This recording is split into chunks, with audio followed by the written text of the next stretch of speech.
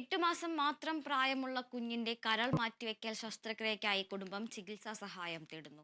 15 ലക്ഷം രൂപയാണ് ശസ്ത്രക്രിയയ്ക്കും തുടർ ചികിത്സയ്ക്കുമായി വേണ്ടിവരുന്നത്.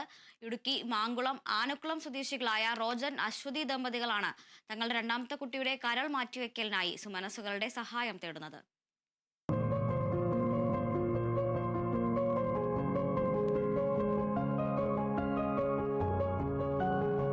Biliary atresia എന്ന അപൂർവ രോഗവുമായാണ് 8 മാസം പ്രായമുള്ള എഡ്വിൻ ജനിച്ചത്.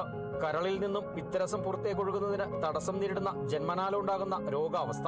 പിത്തരസം ഒഴുകുന്ന നാളിയിലെ തടസ്സം ശസ്ത്രക്രിയയിലൂടെ മാറ്റിയെങ്കിലും ഇതിനോടകം കരളിലടിഞ്ഞ പിത്തരസം വില്ലനായി. കരൾ മാറ്റിവെക്കുകയല്ലാതെ മറ്റു മാർഗമില്ലെന്ന് ഡോക്ടർ അറിയിച്ചു. കരൾ നൽകാൻ അമ്മ അശ്വതി തയ്യാറാണ്. പക്ഷേ ശസ്ത്രക്രിയയ്ക്ക് ആവശ്യമായ തുക കണ്ടെത്താൻ ഈ കുടുംബത്തിന് സഹായം വേണം. എൻ്റെ കരളാണ്, അവന് മാച്ചായിട്ടുണ്ട്. ഞങ്ങൾ സാമ്പത്തികപരമായി പിന്നോക്കം നിൽക്കുന്ന കുടുംബമാണ്. ഇതുവരെ 8 മാസമായിട്ട് ആശുപത്രിയിലൂടെ ഓടി നടന്ന് കടവും വരെ പുറത്താണ് ഓരോ കാര്യങ്ങൾ ഓടിച്ചുകൊണ്ടിരിക്കുന്നത്. കുഞ്ഞിന് ഓരോ ദിവസം കൂടുന്തോറും ഓരോ അസുഖങ്ങൾ വരികയാണ്.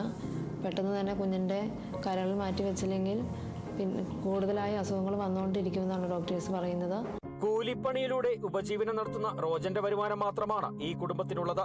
ഭാര്യയും 2 മക്കളും മാതാപിതാക്കളും അടങ്ങുന്നതാണ് റോജന്റെ കുടുംബം.